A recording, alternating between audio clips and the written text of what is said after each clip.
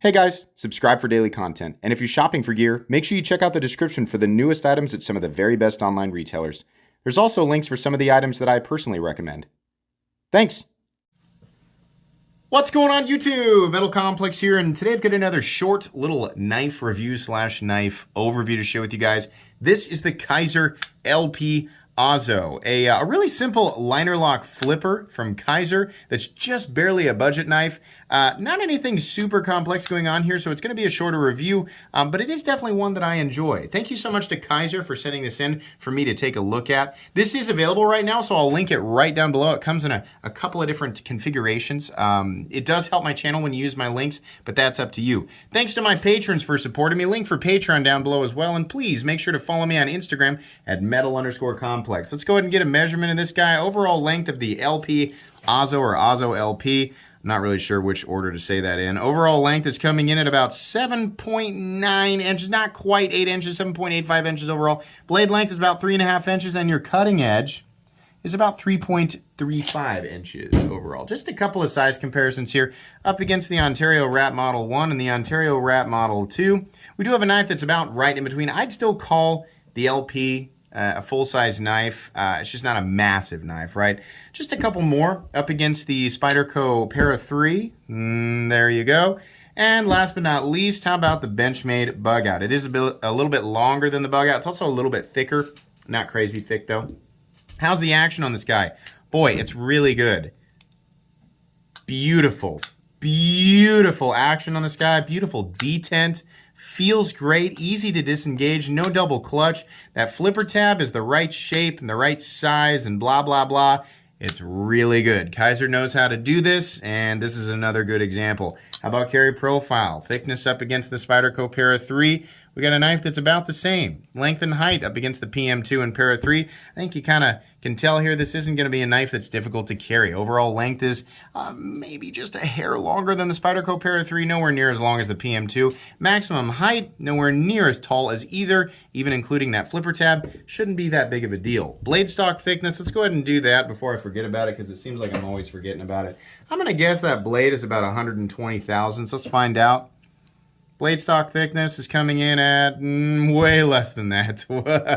I guess I just don't know what the heck I'm talking about today. Blade stock thickness is 105 thousandths there on that guy, so not a thick blade at all. What are we looking at for materials? We are looking at one of my favorite blade steels of all time, 154 cm.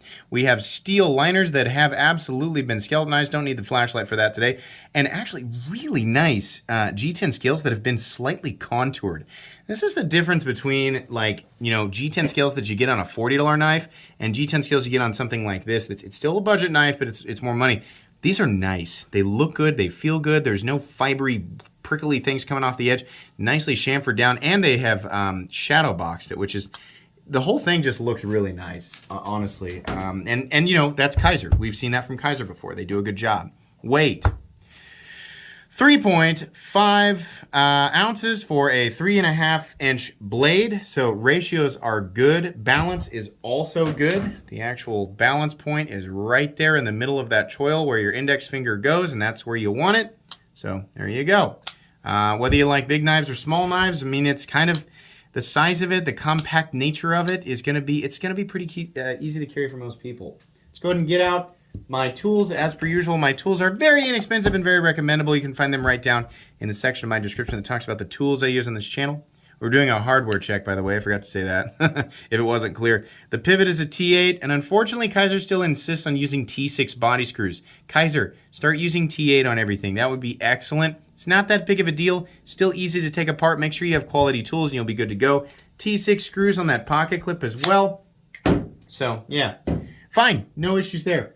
Are we done? Are we done with all that? Yeah, let's go and move into the meat and potatoes here. So this is another really well-made liner lock. Every last detail of this is how it should be. We have easy access to that liner lock with the show side scale and liner being cut lower than the actual lock. So it's really easy to approach that from the side, get in there and do it with one hand. Let that blade just fall to where the flipper tab contacts your thumb, and then just turn it and let it fall shut. The action is stupid smooth on this guy and stupid consistent. It is awesome. This is really, really nice. I'm so happy to see that this has just become commonplace in the knife world, getting action like this. It's beautiful. We have a satin finish blade, which wouldn't have been my first choice because Kizer does one of the best tumbled finishes on the market right now, but you know what? Their satin finish is pretty good too, so no big deal. I'm really impressed with the quality of the G10 on this guy. It really doesn't look like a lazy piece of G10 they just slapped on there. It really looks nice. It's, I mean, it might be kind of hard to tell with it being jade, but it's contoured and then they've just kind of sanded it down to get a nice smooth finish on it. There's no peel ply texturing or anything, but it's just a nice, good feeling G10. And even though they have shadow box these liners just a little bit, it's not so much that it's really feeling like it, you know, you're getting jabbed by something, or the transition from the liner to the G10 is not so, you know, sudden and aggressive that it's bothering my hands. The only thing that bothers my hands a little bit is the pocket clip, and that's because it's one of those that goes straight and then spoon and then straight again, which I don't like that. I like clips that do this. That way they're not so much digging into your palm when you're squeezing on it. Ergonomically, this thing is great outside of the pocket clip itself. It's just a generic, you know, handle shape for a knife. There's nothing really special going on here. They'll lock you in really, the knife locks you in really well on that, you know, primary choil position right underneath the flipper tab. The jimping is not aggressive enough to where it's really going to bother you. Whether you're wearing gloves or barehanded, you're going to be okay. It's really just the pocket clip that's going to bother you a little bit. Lots of jimping extending way out on the blade, so that's nice, being able to get your thumb out here and lock in. I love the shape of the blade. If you want to call this a sheep's foot, a Warncliffe, a sheep's cliff, right? Whatever the, you know, I don't know. You know, here come the blade shape police. Here they come. They're going to let everybody know exactly what it's classified as. Let me save you some trouble. I don't care. Here's what it is. You can call it whatever you want, right? I think the one that I came up with, I think that I'm trying to push for it to just be a universal term, is something like Octopus Tuesday Surprise High Five, right? Let's call it that. Why not? Call it whatever you want. I like these blade shapes that sort of curve down and create like a downward slanted nose, right? I like to do like draw cuts. I mean, just day to day, I found that while I do like aesthetically a drop point blade, it just looks better. Truthfully, just like common day-to-day tasks, I like a blade shape like this a little better. It's still got a tip, so if I need to puncture, I can do that. But I just, you know, if you're trying to like shape a piece of material, or you're trying to open a package or something, the blade shape like this is just, I just like it more. There's a flat that carries out about 90% the length of the blade. And, you know, there's a fair amount of material out here. I wouldn't worry too much about snapping this, but then again, like, don't pry with your knife, right? It comes down to a reasonably thin edge. It's not a laser beam, but it's definitely thin enough for your generic EDC style tasks. So I wouldn't worry too much about like, oh, can I, you know, I need my occupation requires me to shave wax paper into multiple layers. So, you know, I need to do surgery on a grape. All right, you know, whoops, I just about cut myself there. But if that's your occupation, then I don't know, probably not this, right? For the rest of us, it'll be okay. It says Kizer 154 cm, and then it says a whole bunch of V36 ones. I don't know why they have to put that on there, but they do. And then it says LP Azo on the other side. So minimal billboarding, not really that big of a deal. The blade is done perfectly. That's what we expect from Kizer. The edge feels good, right? The final cutting bevel is even all the way to the end. I like it. It's just a really good EDC style blade shape, and you have a lot of cutting edge. There is actually slight curvature to it. Can we see? Yeah, it's not perfectly straight, so you get a little bit of slicey belly there, right? Whatever. It's going to do your EDC style tasks is what I'm saying. There is a lanyard hole. Hallelujah for all those lanyard people. Yay! All right, good to go, guys. Yay! Good job. They're still important enough that they're still putting lanyard holes on your knife. Couple of standoffs here. That's pretty much it, right? There's really nothing else going on in there. We've got the pocket clip is deep carry, and it's okay. Functionally, it will hold the knife to your pants, and it carries in a good spot, right? I just don't like the shape of it, but it's okay. It's a C+ to B- pocket clip, and that's pretty much all I expect from a knife like this. Nice smooth surface for you to, you know, for the clip to pass over, so nothing to complain about there. The stop pin is located in its traditional place right here, and there's a little bit of shouldering, which is nice. There is no blade play, up, down, left, or right. There is no lock stick. There is no pivot lash. We have smooth operation, very consistent smooth operation. This is running on bearings, by the way. And we have a nice clicky detent with, ooh, is it slightly off?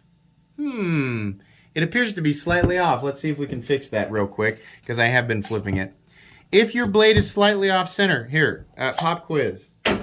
If your blade is slightly off center, should you A, remain calm because it's not that big of a deal, or B, freak out and send the knife back?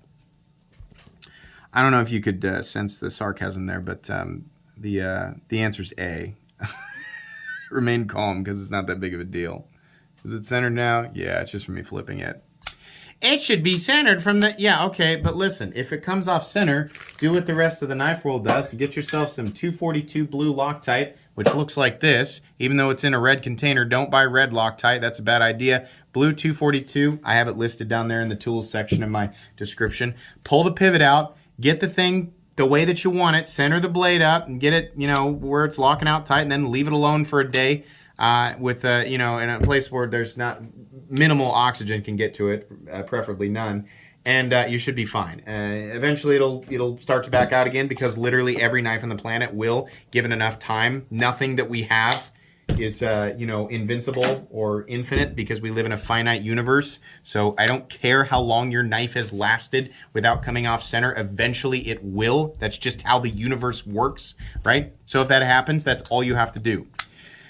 Okay, so what's the final... I almost did that again. What's the final verdict on this? This is a freaking awesome knife. It's nothing new. It's nothing special. Kizer alone has like a bajillion knives that are really similar to this, right? Beyond Kizer, there are a bajillion companies who have a bajillion knives that are very similar to this. This one is done very, very well and is polished very well. It's also using one of my favorite steels. It's got a great blade shape. It's got a great compact profile for having 3.5 inches of, or nearly 3.5 inches of cutting edge, right? This guy comes in at 75 bucks, which puts it exactly on the line for me to call it a budget knife, right?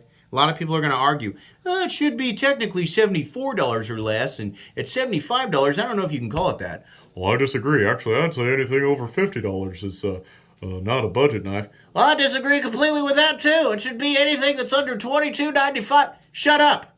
On this channel, it's 75 or less, so if it's on the line at 75 and I call it a budget knife, it's going to be a budget knife, right? Do whatever you want and buy whatever you want, but this is a budget knife on my channel, and it's a good one.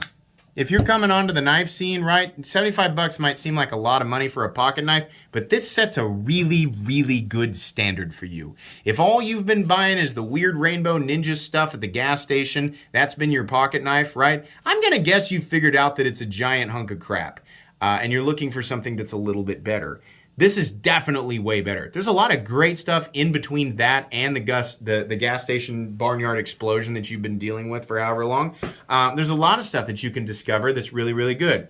This kind of really has a lot of the little teeny tiny things a lot of knife enthusiasts look for when you're looking for a good knife. It's not just, there's nothing really flashy going on here. Anybody who says that this is flashy and unnecessary, I would say, I guess it's like if you live in a tent in the woods, right? No, I mean, this is pretty simple and straightforward. It's got a good blade shape. It's got a good locking system. It's got a good deployment system.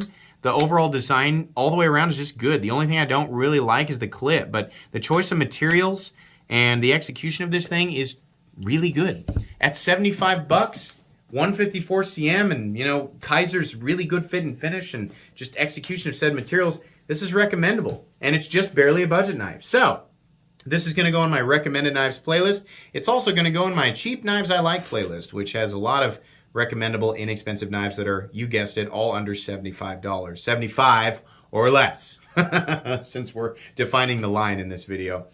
Yeah, so this is very recommendable. Definitely check it out. I'll link it right down below, like I said, so that you can do that. Thanks again to Kizer for sending this in. They gave this knife to me for free. And you guys probably know what I'm going to do with this. I'm going to give it away during a live stream. So if you are not subscribed and you like free stuff, there's a reason to subscribe. Generally, I give knives away on live streams as stuff that I get for free from manufacturers. So that'll be pretty much it today, guys. Make sure you check out the Kizer LP Azo. Very cool knife. Please make sure to follow me on Instagram at metal_complex. If you enjoyed this video, leave a like. If you'd like to check out my other content, I do, of course, have lots of videos of knives that are either expensive or inexpensive that I do or don't like, so check those out. And if you enjoy all my content, go ahead and click on that Metal Complex logo right there and subscribe, because there's definitely more coming. Thanks again for watching, everybody, and have a great day.